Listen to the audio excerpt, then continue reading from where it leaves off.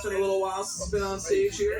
He's actually a co-host of mine from a radio show, Stand Up for News, which is a thing we've been working on for the last couple of years. Hopefully moving into some new territory with that soon.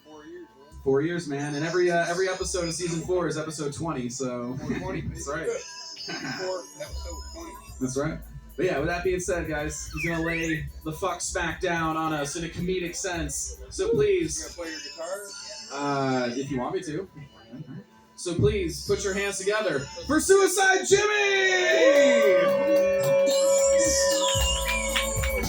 Word. Great set. What's the rapper's name? Oh, sick. Here, this is the joke of the day whistle on the radio show. Chris, you want to blow it? Sure, absolutely. Okay, blow the whistle, bud. I'm suicide. I had that in my ass. I had that in my ass. What? Damn it. You weren't complaining last night, Chris. So, I'm Suicide Jimmy. You guys want to know why they call me Suicide Jimmy? Yeah. Stick around for 15 minutes and you're going to find out. I got a radio show with Chris. That's right. The artist known as Christopher Wright, the Starlight Collector, Stand Up for News. And it's basically stand-up comics and we tell the news. We take headlines and we make punchlines. We were nominated for the Best of the Bay. Back-to-back years we did fine. We said, take us off the ballot. That's right. We are here to stand for the news because the news can't stand up for itself. It was born without legs. Professor Jay's been on the show before. That's right. All right, so here's a few examples. There was a guy, you might have heard the story because he left downtown Albert Whitted Airport in his private plane, and he was flying it over, this was like 8 months ago, flying it over somewhere. He didn't inspect his plane very well because it malfunctioned and he crash landed, remember, in a senior mobile home park, killing everybody, you guys. Right up in Clearwater off Hercules. You guys hear that story? They said he was in a big hurry and didn't inspect his plane very well because he was trying to catch a movie. I guess all he caught, though, was the trailer. Nice. Did you hear about... Oh, you guys heard about all the stuff in Ukraine, right? Uh-huh. You guys know we that... broke the Ukraine story on our show. Yeah, we broke that story. Like he said, the night before you were at my bar talking to this lady, she's like, they're not going to invade. Man, whatever. But did you guys know that the president of Ukraine, Vladimir Zelensky, he used to be a successful stand-up comedian. Did you guys know that? Oh, yeah. In his country, and an actor. I bet if his arch enemy, Vladimir Putin, would have been a successful stand-up comedian as well, he'd probably still bomb. Hey, you guys, that joke kills in Ukraine. Yes, it does. You guys hear about all the crazy, unbelievable things that are happening in Israel? Remember, you were talking about it?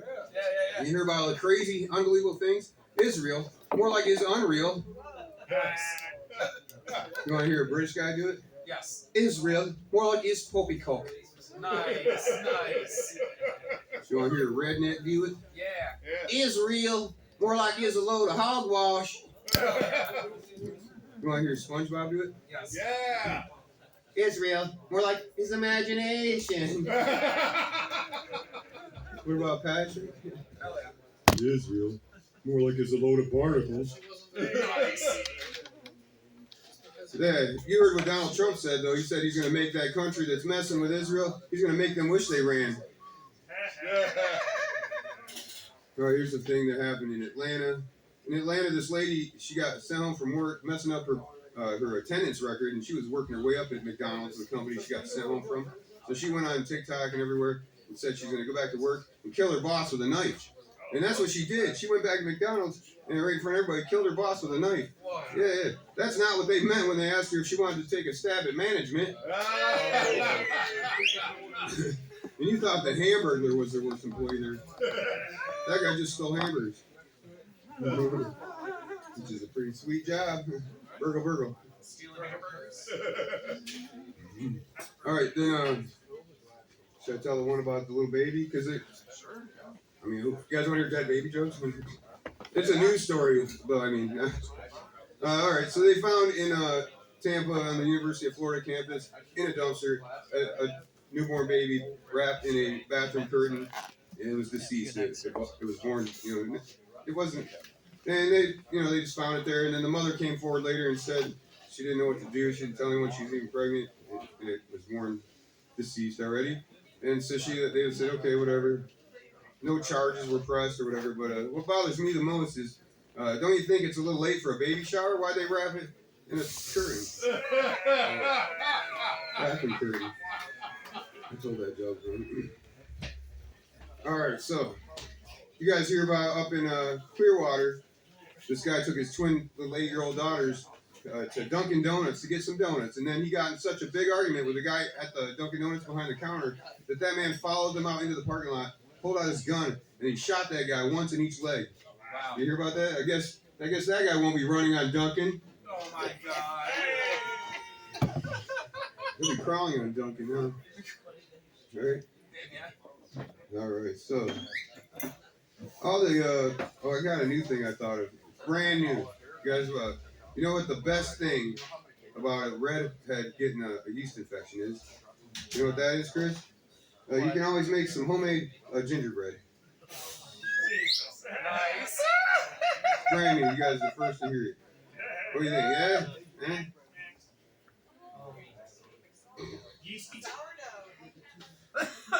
She gets it. You got red hair? You can't see. I have blonde. Oh. Blonde Wednesday.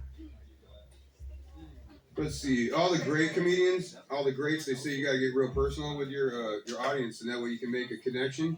And so you get personal, maybe we can laugh and heal together with laughter, you know? That wasn't the punchline.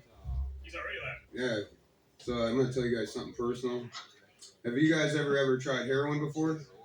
That one time in You guys, don't try it, you guys. It's bad. I had a horrible, terrible addiction to heroin. It was a debilitating addiction. I had to go to rehab to take care of it. But instead of going to rehab, you guys, I went to the WWE because I had to put the SmackDown. Oh, that's personal, you guys. That was pretty funny. Now you laugh. Here's another personal thing. When I was growing up, I knew I had a weird family. I always I was anticipating getting molested one day, basically. But the whole time I should have been uncle-anticipating it instead. Oh my God.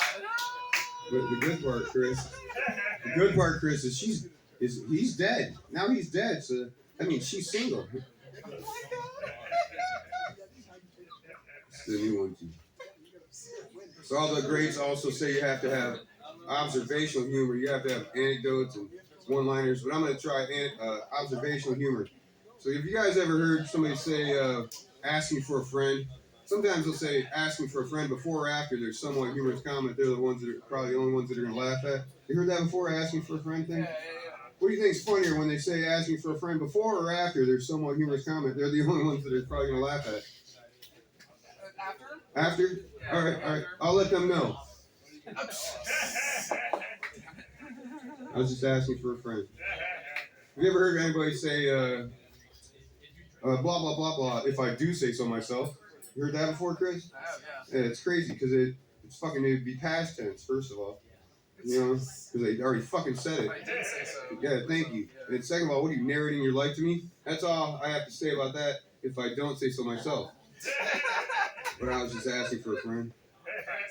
You guys ever heard anybody say, hey, quit blowing smoke up my ass? You heard that before? Yeah. I don't think anybody that's ever said, hey, quit blowing smoke up my ass has ever had somebody actually blow smoke up their ass. You know? Because trust me, Elsie, it's fucking awesome. Have you ever said it? No, what are you doing later? We're talking about 4 minutes and this bit's over. Nah, 3, right? I got the light. Anyway, have you ever heard somebody say, by the way, I was just asking for a friend. So, that went without. You ever heard anybody, Chris, say, hey, it goes without saying? You heard that, guys? Yeah. Why'd you say it? I saw it. I don't have a punchline for that. If I did, it would go without saying. Nice. I was just asking for a friend. Shit. If I don't say so myself. And that whole time, you guys, I was just blowing smoke up your ass. All right. Well, another personal thing, and I'll finish with this, is you guys can tell I'm from the streets, right? Hell yeah. Obviously, I'm from the fucking streets. I was born in Chicago. Technically, I was born on a playground on the streets when I was a little baby getting born. I was a seesaw section baby. My parents were swingers. But my balls are from the streets too, Chris. You see my balls right here? I do. You Yeah. see them? Yeah, you I do. see your balls. They're from the streets too. You guys are probably wondering what street this jerk's balls are from, right? Hello. And well, it's actually called a sack. I had that in my ass, I told you. I know. I got used to it. You want me to tell them about my heritage before I get out of here? Sure. Yeah. I did my heritage test. I did my 23andMe, you guys. And the results came back and it said that I was 7.5 African descent. You guys know that? Oh, wow. That's crazy, right? Give it up for me. That's 1% per inch. Yeah. And trust me, the other 92.5% of me, they're real proud of that 0.5, yo. You know what I'm saying? You know what I'm saying? All right, that's my set, boys.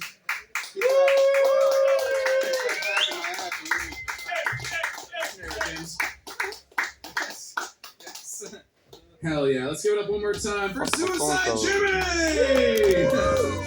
The whole fucking time. Hell yeah.